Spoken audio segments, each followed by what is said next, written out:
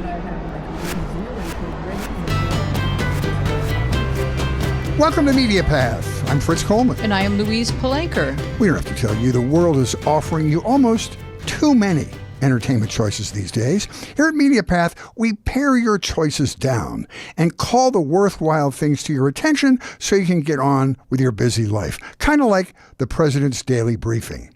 And we welcome guests who have been major players in their field and many times have been a big part of our lives through television or movies. Like who we have today, we're going to welcome Johnny Whitaker. This man has made his way through all corners of the television landscape as one of the most famous child actors. His most memorable work probably came on the show Family Affair from 1966 to 1971 as he played one of the adorable twins, Jody and Buffy. We'll go through the whole arc of his career, which ended up in a really important role that he has now, which is a drug and alcohol counselor. We'll talk all about it to him, Johnny Whitaker, in just a couple of minutes. Weezy, what do you have for us? Well, I read a book called The Lost Apothecary by Sarah Penner. I like the book a lot. It is fun and intriguing and, to be frank, an imaginative story, but not great literature, okay? It's a back and forther, what lit fans are calling dual timelines. We alternate between, yes, this is the trend. I like the back and forther better. That's great. We alternate between modern-day American Caroline, who is in London alone after discovering her husband's affair, and an 18th century apothecary named Nella, whose revenge has bent her healing potions into poisons. Caroline, in search of her true north, goes on a history adventure in the Thames River and discovers an old vial inscribed with a bear, and her scrappy research leads her to the legend of a hidden apothecary in 1791, servicing the needs of women until the only way to save them was to murder their abusive men with poison. The storylines, themes, and self-discoveries of Nella and Caroline weave in and around one another as Caroline finds her future in exploring the past. The reader savors the adventure while wrestling with the morality of it all, and perhaps hiring a food taster. I enjoyed the ride. The Lost Apothecary by Sarah Penner has almost 30,000 Amazon reviews. It was an instant New York Times bestseller, and you may like it too. It is certainly a hit with the sleuthy sisterhood set. And you got some interesting domestic tips. That's good. That's awesome. What have you been up to? Well, I watched another Netflix documentary because, as you know, I am the doc. These are the things that I consume feverishly. Mm-hmm. This one is called, and I know you watched it. I did. And I can't wait to talk to you about it. It's called Keep Sweet. Even the title of this is creepy. So creepy. Keep Sweet, Pray, and Obey. It's a 4-parter. There have been a lot of stories and a lot of reporting on Warren Jeffs, who was the now jailed prophet and president of the FLDS, which is the Fundamentalist Latter-day Saints organization. Full disclosure, this has nothing to do with the regular LDS church, which is a regular Mormon church. This is a completely separate sect, sort of rejected by most of the rest of the Mormon church. It's an extreme polygamist offshoot denomination. It's essentially a cult headed by Warren Jeffs. Most of the other reports and documentaries that appeared at the time of Jeffs' arrest just talked about the hideous crimes of Warren Jeffs. But this one represents the viewpoints of the victims, in particular the victims who miraculously were able to escape the clutches of the cult. There are disturbing interviews with women who have escaped and were excommunicated, yet still have family members living under Jeffs' spell. He's been in prison, but is still recognized as the prophet and president of FLDS and still controls thousands of people's lives from behind bars. It's fascinating. What makes it so different from other cult scenarios that we're all familiar with, Jonestown and Waco and all those, is that this sect is 3 and 4 generations deep. Jeffs assumed control of the sect from his father. So these young women and their parents know no other life. They have no experience outside this very scary and controlled environment. So to what do they escape? Literally, it seems like another planet to them. This is really hard to watch in places, but important and mesmerizing. At the time of his arrest, Jeffs had 78 wives. 24 were underage. 1 was 12. Jeffs also married underage girls to the older church members who were sometimes 3 and 4 times the ages of their young wives. You're no doubt aware of the tragic discovery just yesterday of 59 people dead in the back of a tractor trailer in San Antonio, Texas. This has been considered the largest human trafficking operation in the United States. Well, Warren Jeffs was considered by U.S. law enforcement as to have been running the world's largest sex trafficking operation. It's a fascinating look at a mega cult and the manipulation of human behavior. I found it fascinating but very disturbing. Well, I have some thoughts about this. I want to hear it. And I've written them down. Okay, please. Okay. I believe that danger lies within the most extreme version of any religion, and that's because deranged personalities can play upon the devotion of the followers. The more fervent your belief in the leader, the less likely you will be to question absurdities, abuse, even the loss and violation of your own children. And with this story of the FLDS, we are so focused on the horrors faced by the girls that we barely notice what is happening to the boys. When only certain men get multiple wives, the math is not going to work out for the boys. And so the tiniest infraction gets them excommunicated. There are hundreds of boys cast out into the world as young as 13.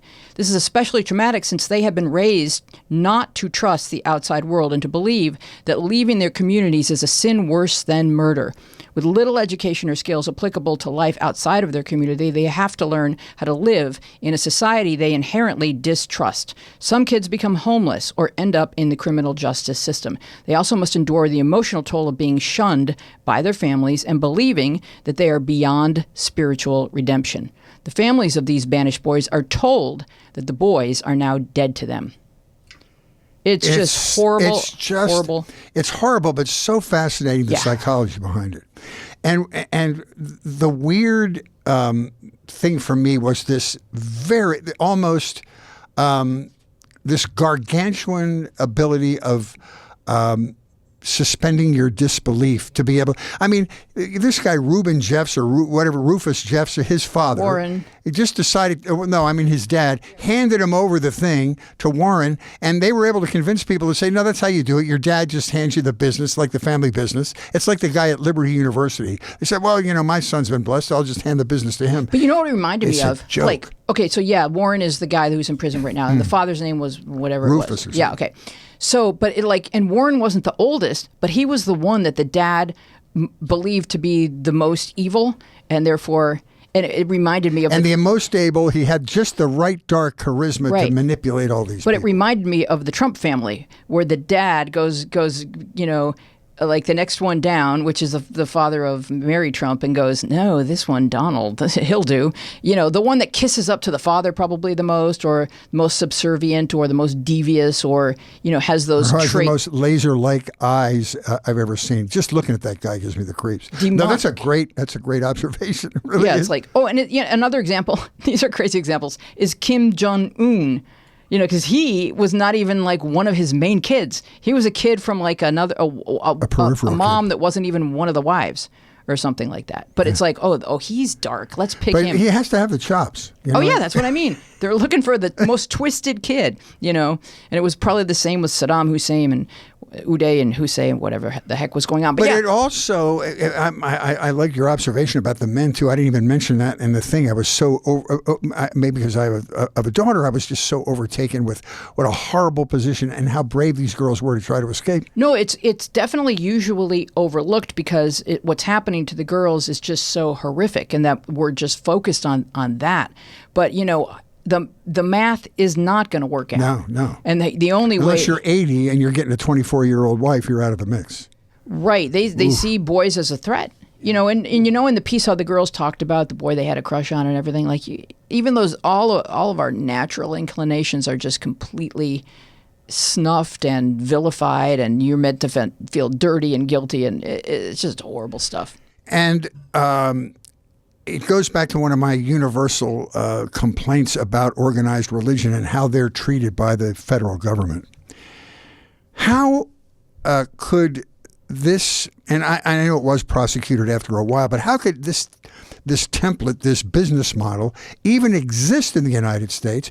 But because it had a religious basis, they allowed him to get away with this, even if it wasn't extreme, even without a 12-year-old wife, but it was a 24-year-old wife, and it pops up in Scientology. How do they give them a tax break? I don't get.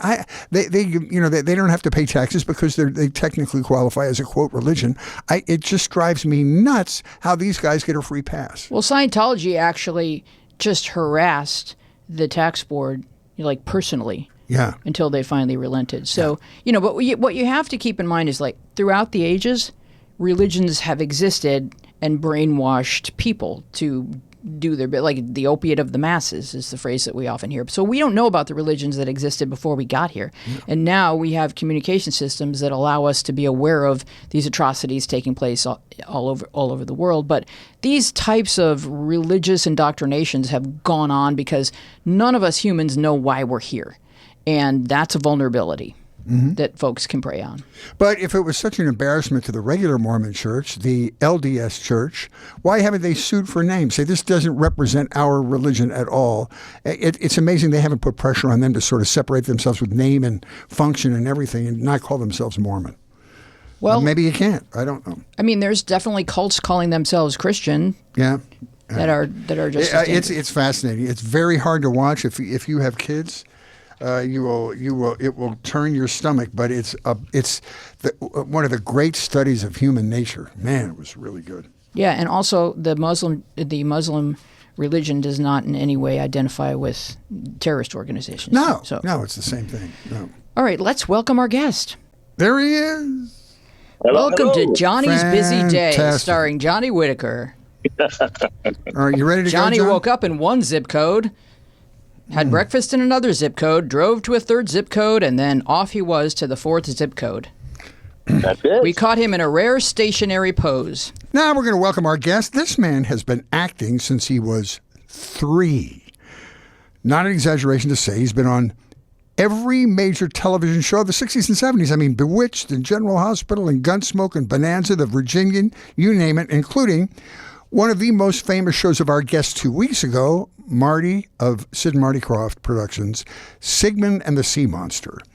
But his most recognizable role was one of the adorable twins Jody and Buffy on Family Affair, which ran from 1966 to 1971. The handsome bachelor uncle was played by Brian Keith. His valet, I love Mr. French, was Mr. French, played by Sebastian Cabot. And the older sister of the twins was Sissy, played by Kathy Garver. Then the focal point of the show, I thought, was Jody and Buffy, played by you and Anissa Jones. And the only unpaid character on the show was Mrs. Beasley, the doll, who Johnny has some very interesting takes on. I can't wait to talk to him about Mrs. Beasley. In 1999, he received the Young Artist Former Child Star Award at the 20th Youth Film Awards. Flash forward to Johnny somehow surviving this child stardom to do his life's probably most important work, I think you would agree, being a certified drug and alcohol counselor. That is doing the Lord's work, my friend. We're going to get all into it. Johnny Whitaker is with us. Johnny, we're so happy to have you. Well, thank you. Glad to be with you.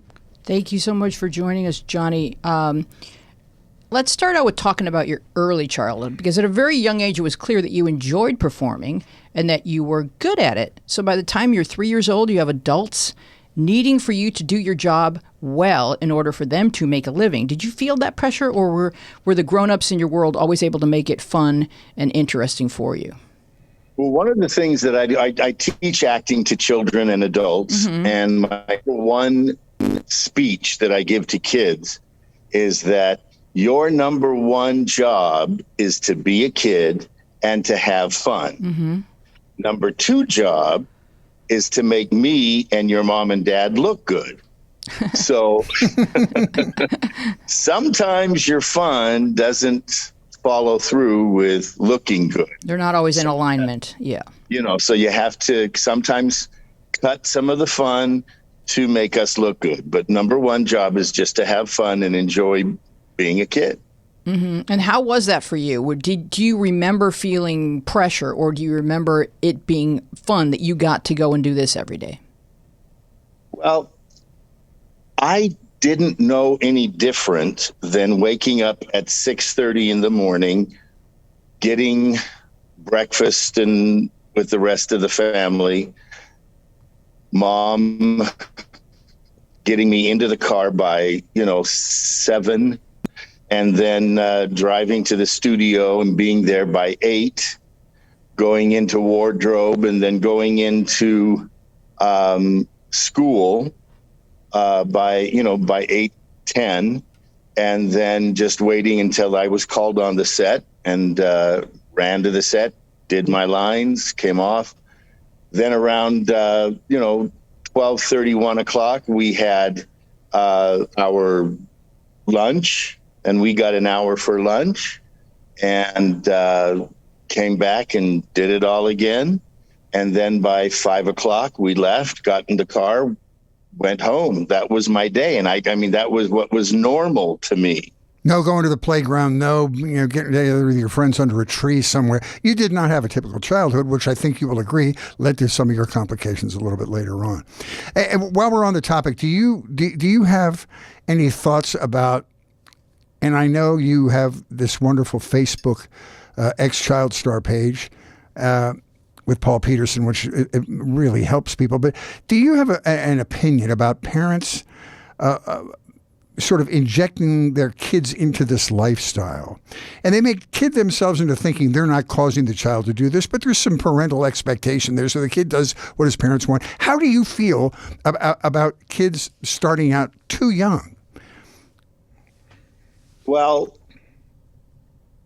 I started out at 3.5, and I liked performing. I liked having people applaud for me. And as long as the child understands that this is fun, and I mean, my parents always told me that if at any time, when I was getting any role, they told me, now this is going to be a lot of work, and this is going to be a lot of time, and you're going to be away from the family. Do you, and I was 6, 7, 8 years old. And I had to understand, there are 5 stages of adolescence that anyone is supposed to go through. And one of those is choosing your career path. Another is choosing your companions and your group. I had a career already chosen for me, and I already had people who were my peers that were 20 and 30 years older than I was. Mm-hmm. So it is very difficult. I think children need not have to know everything that goes on. I think it's important that they are aware of it as much as their age and their growing up is allowing it. But, my parents always asked me every time before I did a job, do you want to do this? This is your choice. It got bad when they told me that it was my choice when I didn't want to do the film Tom Sawyer. Oh, you didn't want to do it? Well, that summer. I had just done the summer before. I had worked all summer, and I worked all winter, and I worked all spring doing some Disney films. And my mom and dad had me go. I wanted to go to Boy Scout camp, mm-hmm. and mom and dad wouldn't pay for my Boy Scout camp out of my money. I had to make it like all the other boys did, which was going door to door selling something or other. And so I went door to door selling greeting cards is what it was. And I made the $250 for Boy Scout camp for the week. Mm.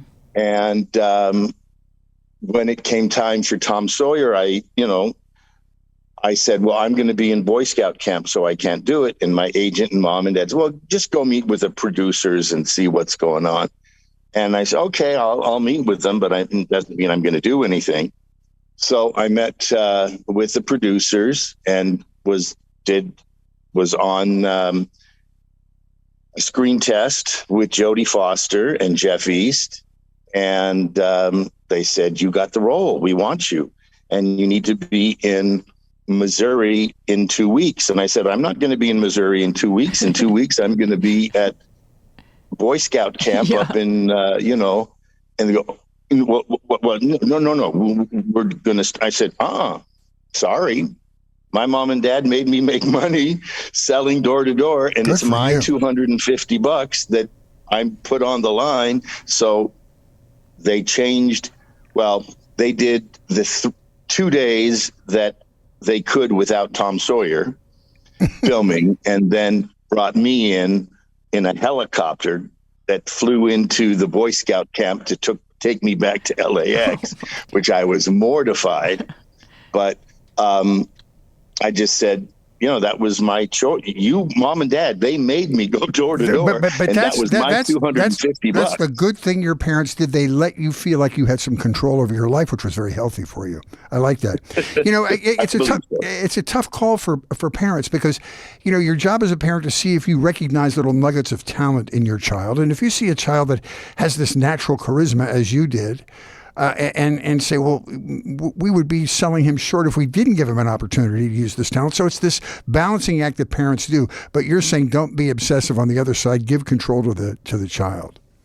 Oh, absolutely. That the child must be as developed as the child is to be able to make a decision that he or she knows that he or she made that decision along with the parents.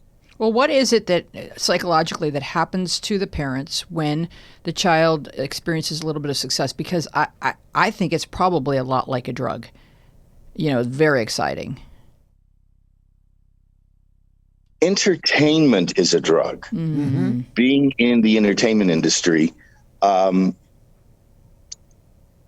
you guys want me, right? Right. I mean, today, to be here, I want to be there too. Mm-hmm. So I would stop whatever I'm doing and come and do it because it's, yes, I'm a part of the entertainment business and it's fun and it's exciting. So overall, it is a drug. It is addicting. The money, because in show business, today, especially, the money is very good, and money can be addicting as well. But all of it is, we need to understand that you have to put the brakes on. There's moderation. Moderation in all things, absolutely. Mm-hmm. I want to talk about your experience with Brian Keith early because he was the conduit for you to get Family Affair, which was this beautiful, warm show, and I loved all the characters. And you had done a project with him earlier, and then they even changed the ages of the characters you and Anissa were currently at because they loved your chemistry so much. Tell that story. Well, I did The Russians Are Coming with Brian Keith. His motel room was just a couple doors up from mine. He had 2 daughters, and I believe that he and his wife were going to adopt some children.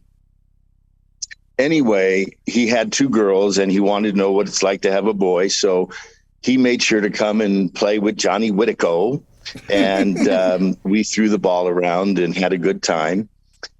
And when it came time for him to do Family Affair, he specifically asked for me to be, to be in the screen test as maybe a neighbor or something.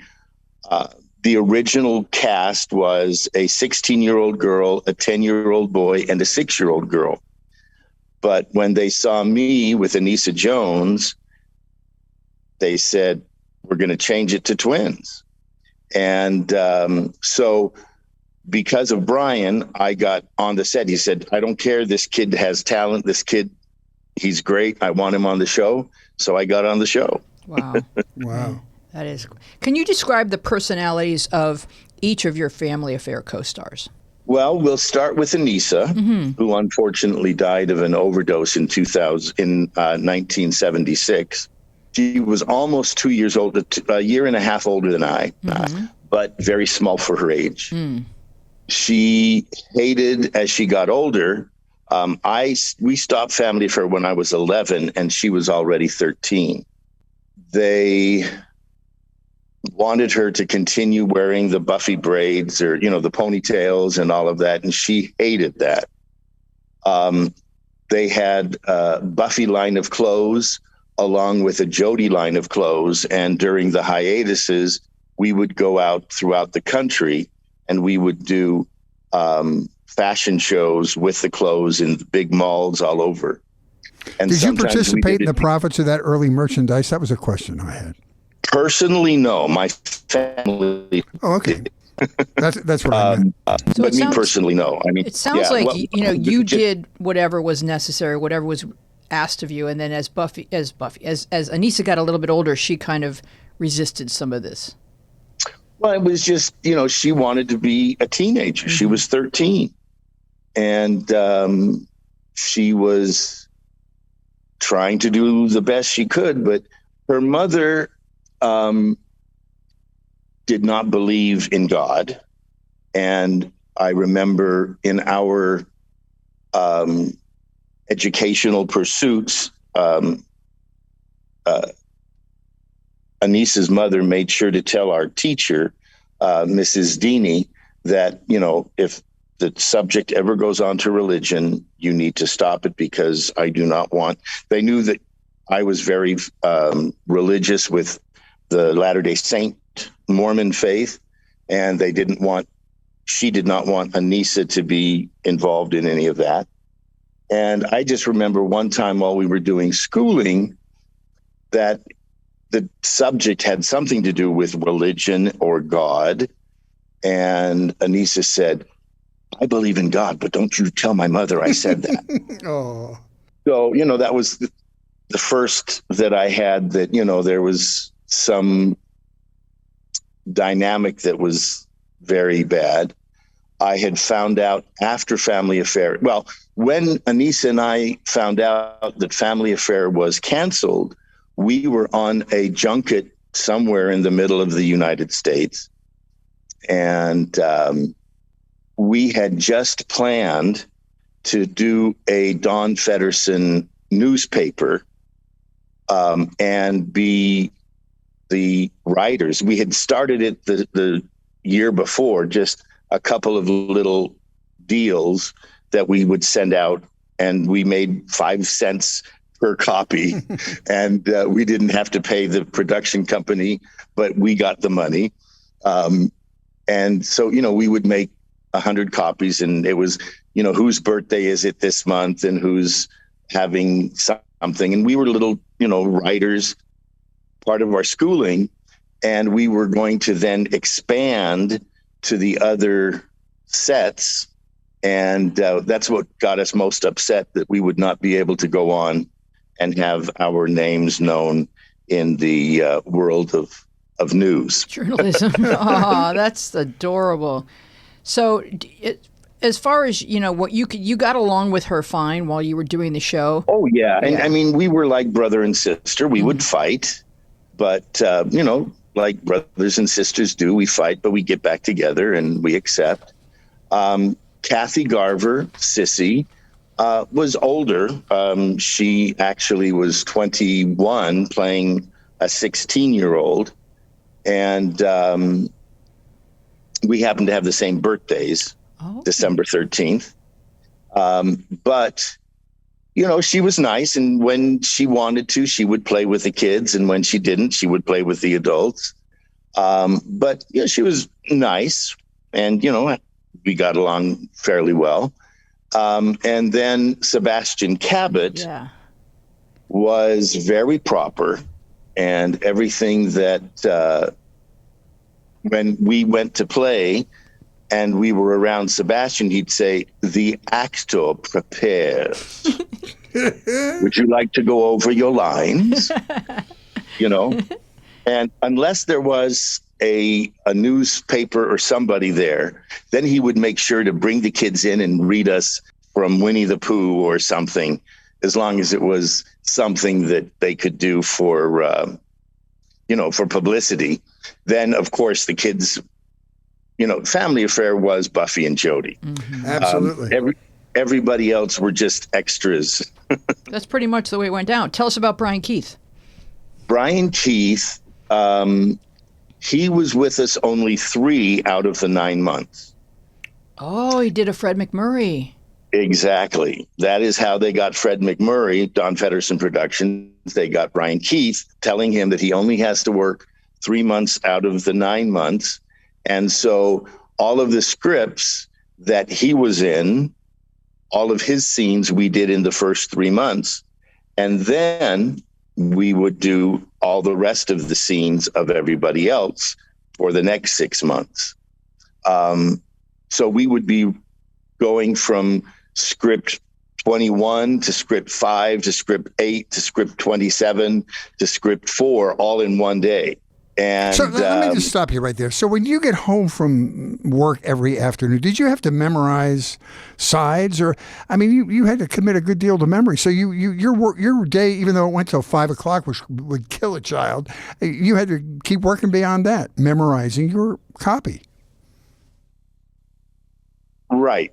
I had to be on point and on script. And what happened is, on the way home from work, I would read the next day's lines. Then I would have dinner and play with my brothers and sisters. My mother would then read me my lines while I was sleeping. Oh. And the next morning in the car on the way to work, I'd go through them again. And then when we got onto the set, that's the way that I memorized. Did your siblings feel like they got less of your parents' attention because your career required so much? As I got older, and as I am older, and my brothers and sisters and I am one of 8 children. Mm-hmm. There was definitely some animosity and some frustration, and some family members are more upset about it than others. Mm. But most everyone kind of accepted the fact that we got to go to Disneyland for free anytime we wanted to. Mm-hmm. And, there were certain perks. We got to move into a big home from a little home. Mm. And so some of the kids just, kind of took it in stride. Now, I'm kind of the middle of 8, if there can be a middle. But I'm the youngest of the first group, which was 1, 2, 3, 4. Mm-hmm. And then a couple of years for me, and then a couple of years after me, and then 1, 2, 3. So I'm the oldest of the younger generation and the youngest of the older generation. Kind of a little bit of both worlds. My younger brothers and sisters, my younger sister, Mary, she was in the classroom scenes with me. So she got to come on the set and be an extra. And so everybody got a chance to be in show business. Yeah. My brother and sister, Dora and Bill, did some animation voices. If you watch the film Robin Hood, my baby sister, Dora, plays Tag-along Rabbit, and my brother plays Skippy the Rabbit, who are the ones. And, so that they got a chance to work, not as prolifically as I did, but they did. And my sister Dora continues today to have her own production company and entertainment conglomerate.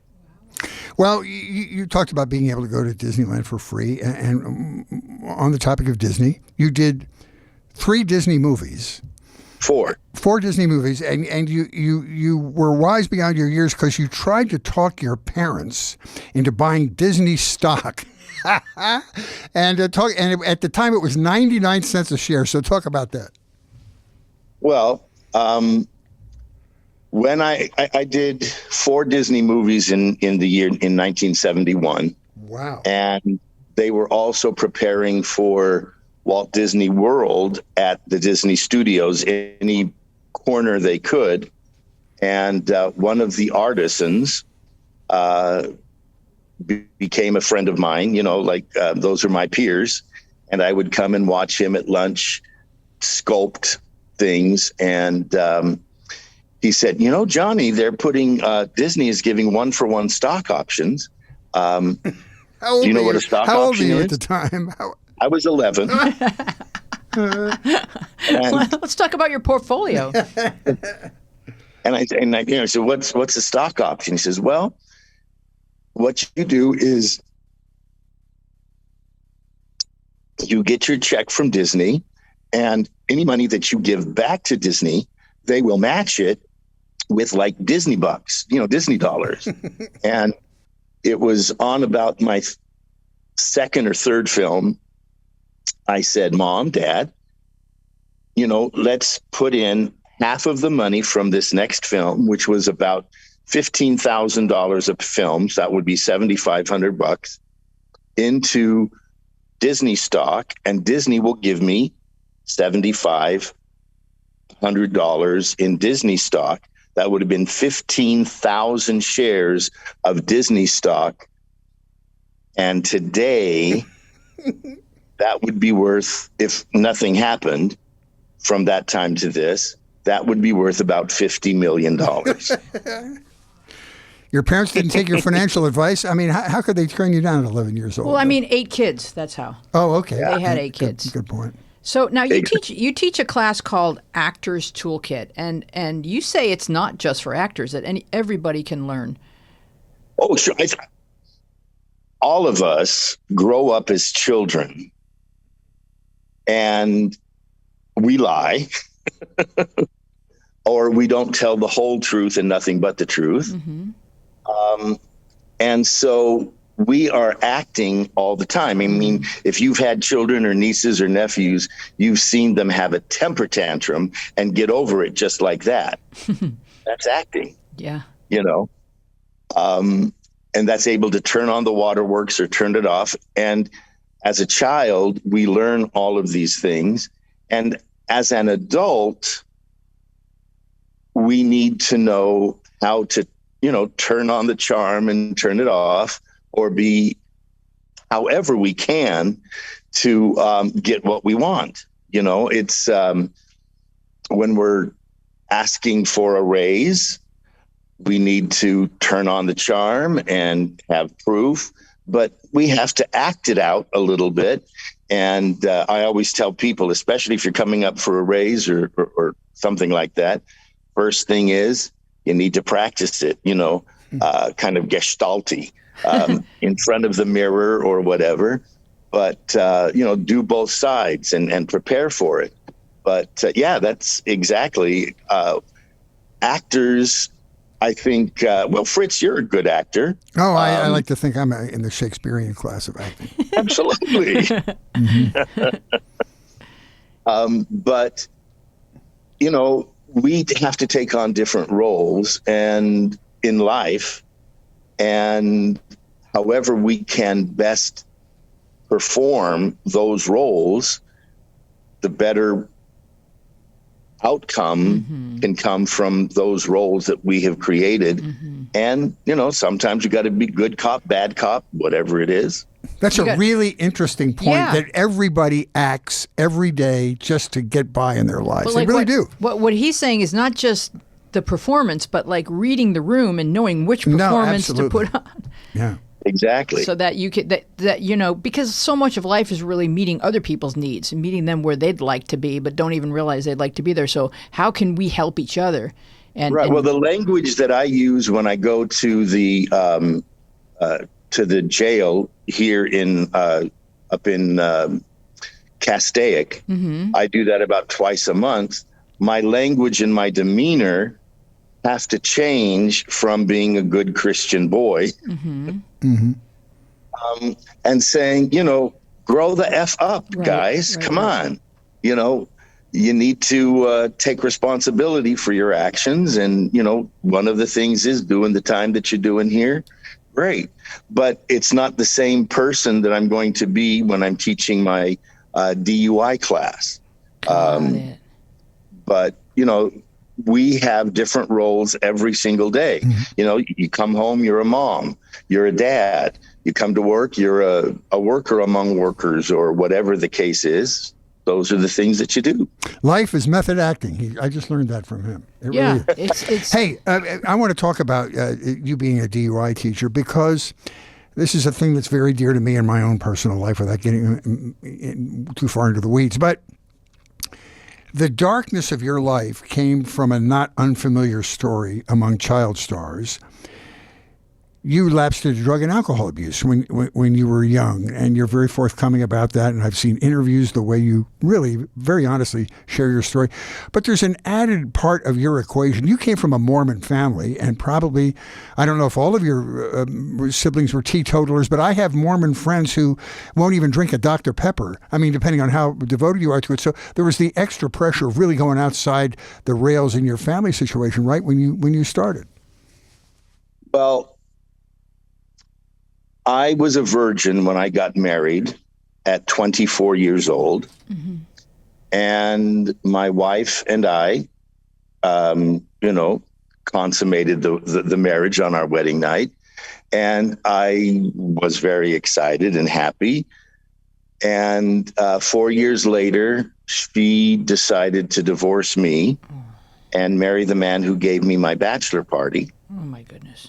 And that sent my belief structure and my faith to be waning and waddling. And I met up with a young lady and her 4.5-year-old daughter, who I kind of fell in love with the 4.5-year-old as a dad figure, very nice and positive, nothing weird. Mm-hmm. But, and she introduced me to her mother, and we started a relationship. And even though it was verboten, we did have physical knowledge, carnal knowledge. She became pregnant. Her daughter was the product of a rape. Oh, no. And decided to keep the baby. But when she was pregnant with my child, she wasn't sure if she wanted to keep the baby. And I told her, sorry, but, whatever's going to happen, I'll raise the child if you don't want to. But she had a lot more other problems emotionally, and unfortunately chose to take her life and the life of my baby. Oh my God. I'm sorry. And that same week, or the next week, I got a letter saying that my divorce was final. And I had made a decision that God did not exist and that I was going to the dark side. Mm-hmm. And I made a conscious decision to do so. And so in making that decision, it was not difficult to go into bars, go into places, and start a life of sex, drugs, rock and roll. Plus, you were self-medicating. I mean, you were trying to... Absolutely. Yeah. Mm-hmm. Yeah. And, found that I loved the way that alcohol and drugs made me feel. Mm-hmm. And that I could either feel better than anybody else or not feel anything. And that was, vacillating between the two. But my family came up and found out that I was smoking marijuana. They didn't know about the meth and the coke and the heroin that I'd done. But they thought that I was, bad because I was smoking marijuana. Mm-hmm. Anyway, they said that I had to go into treatment. And so I did. And I realized that my sponsor is in the 12-step program. You have a guide, a spiritual guide. And my sponsor told me that I had to find God. And I said, I don't want God. I already did that. And he told me that I could have any kind of a God or any kind of a higher being that I wanted. And so I chose good orderly direction and group of drunks and druggies, GOD. And that's how I accepted it. And then in about 4 years of recovery, I found my own higher power, which I, today is the Lord Jesus Christ and my Father in heaven. And actually 3 years ago, I was rebaptized into the Mormon faith. And now I'm a full-fledged card-carrying member of the LDS Church. Oh, wow. Wow. If you'll permit me to ask you, and I really appreciate your honesty, how your family did an intervention. How did that work? That's a pivotal moment in somebody's life. Well, my youngest sister had a friend who was an interventionist. And one Sunday, the family got together, and I was not allowed to be in the room when they were talking, and I had to go watch the grandkids. I didn't know what was going on, but, screw them anyway. And then the next week, I was the star of the day, and each of my family members told me how much they loved me.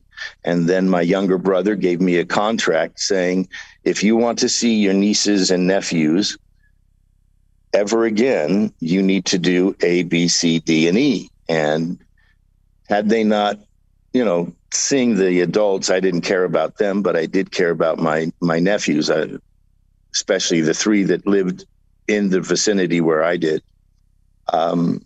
They were very important to me. And so for that reason, I decided to get sober and clean.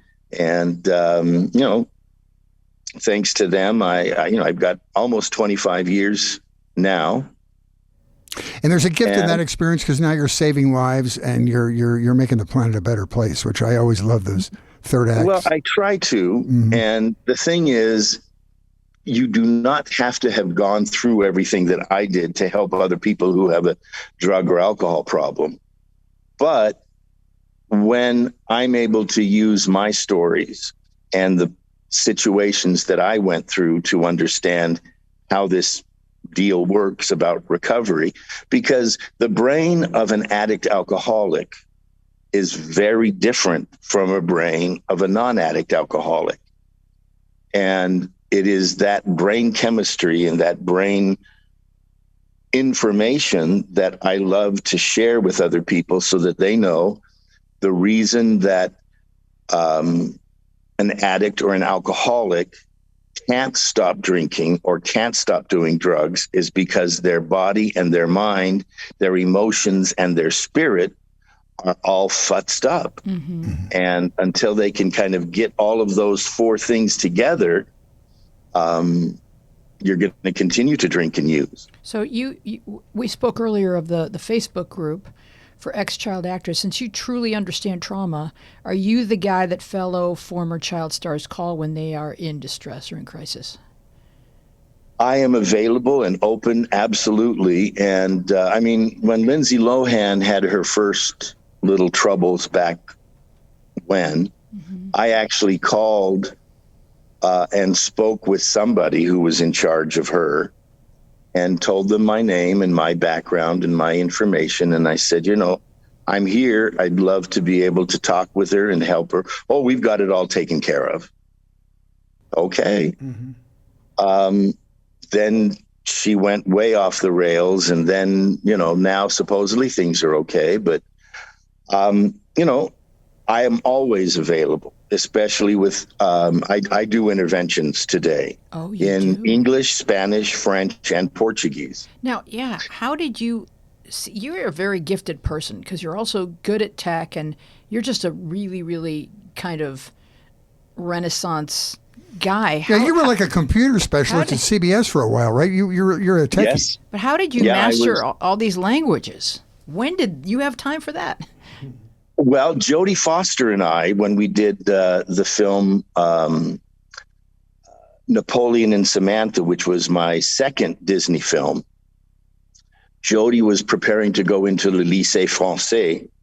And so her mother insisted that the social worker teacher that we had that summer be fluent in French.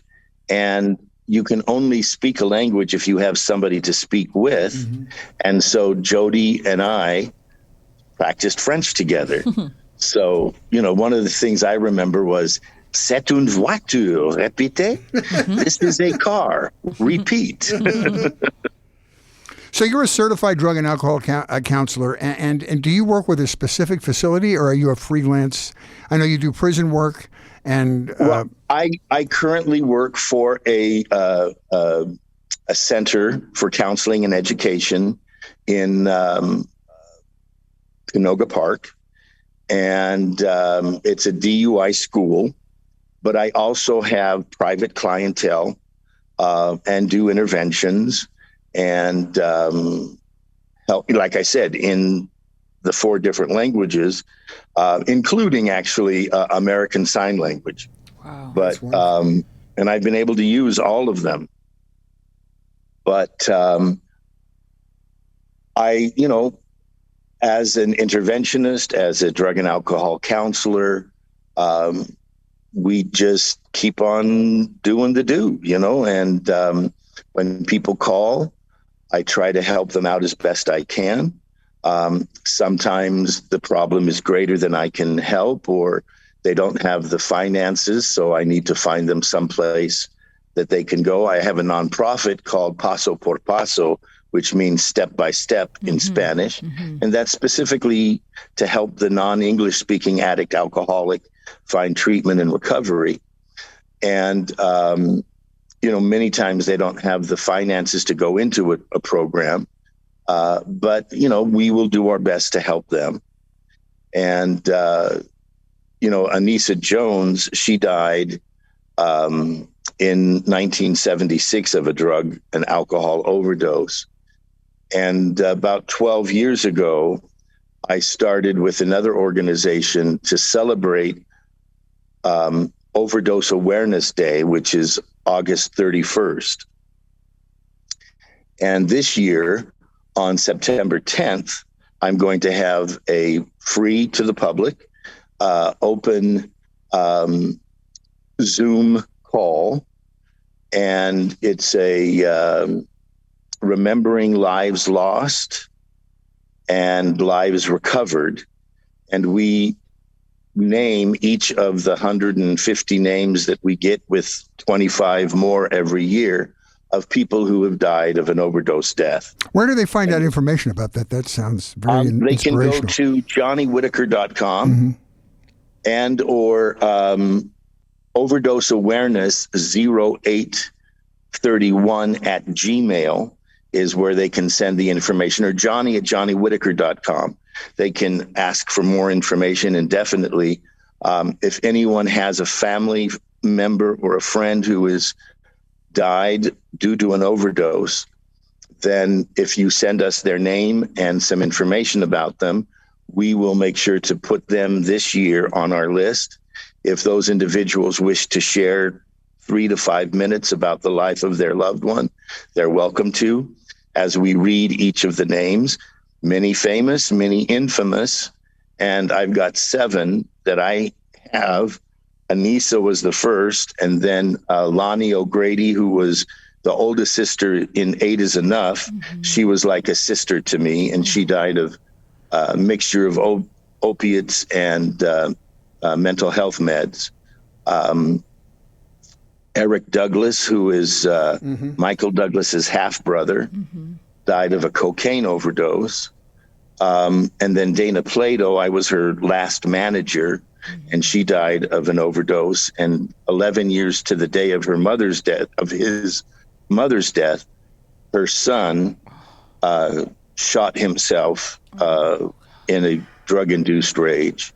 And so then Celeste Holm, actually, who played Aunt Polly, while she was in the hospital, she was overdosed by the hospital. No. And she died. Oh. And I never heard that. Wow. Yes. Oh my goodness. And overdose. I do not believe people who die of overdoses really wanted to kill themselves. Yes. Yes. In Anissa's situation, because of the amount that was there, it's kind of definite that, she was trying to, but the only thing that we do as addicts and alcoholics is we try not to feel. We try to feel differently. And we do not know, nor especially today with the fentanyl that is injected and put into a lot of the drugs, we don't know how much or how little is there. And 50 times stronger than heroin. That's an awful, awful chemical. Yes. And just 3 little beads is enough to kill you. I'm guessing then that you're a fan of this Narcan distribution, this free distribution Absolutely. system. Yep. Yes, I have taught the distribution. I've taught people how to use it. I've never used it myself, that I've needed it, but I have it.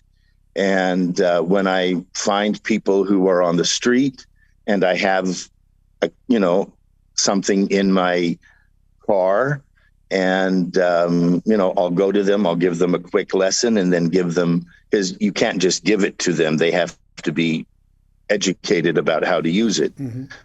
But, I am an authorized educator. And so, I will do that. And it has saved thousands of lives. What a blessing.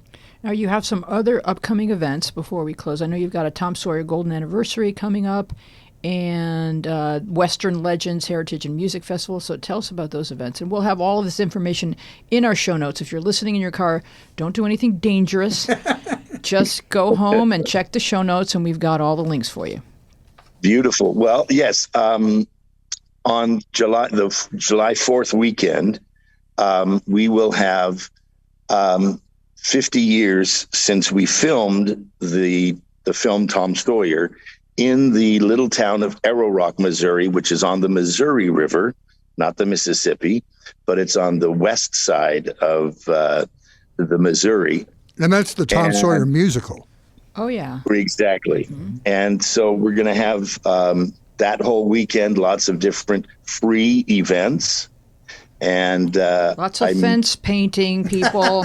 Come on. Do you pay for the fence painting? Come for the balloons, stay for the fence painting. Exactly. But myself and Joshua Hill Lewis, who was cousin Sidney, are going to be there. Okay. And I've got Frank Capra III, who Jeff East, myself, he and 3 other boys played Spin the Bottle while we were filming Tom Sawyer. Uh-huh. But he's going to join us along with Jeff East from France. And I haven't gotten it settled down yet, but Jodie Foster has agreed to send something to us. Oh. Hopefully she can join us.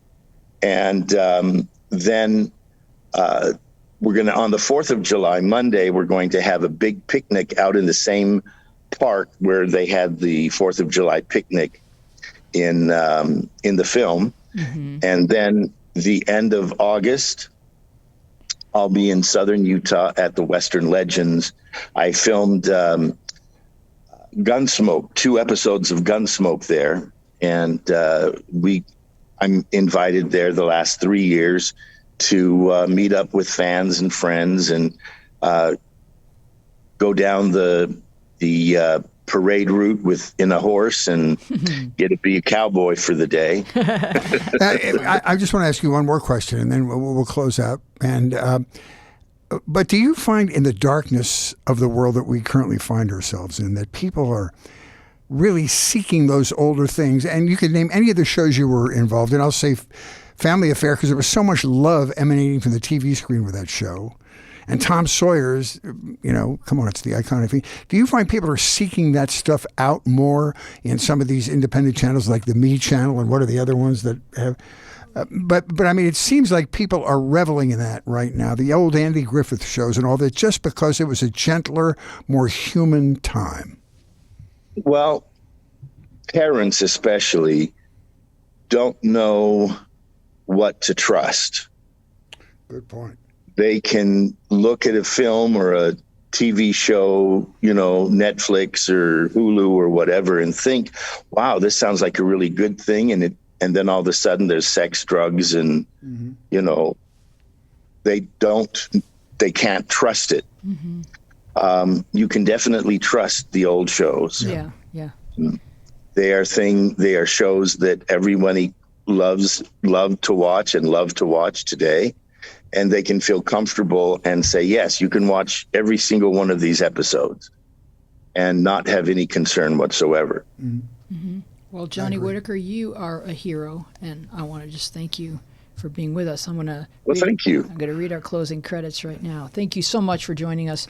Thank you, Johnny. We would love to continue this conversation with you on Instagram and Twitter, where we are at MediaPathPod, and on Facebook, where our show page is MediaPath Podcast, and our Facebook group is MediaPath with Fritz and Weezy Podcast Community. You can find full video podcast episodes loaded with bonus visual content on our YouTube channel, MediaPath Podcast. You can write to us at MediaPathPodcast@gmail.com.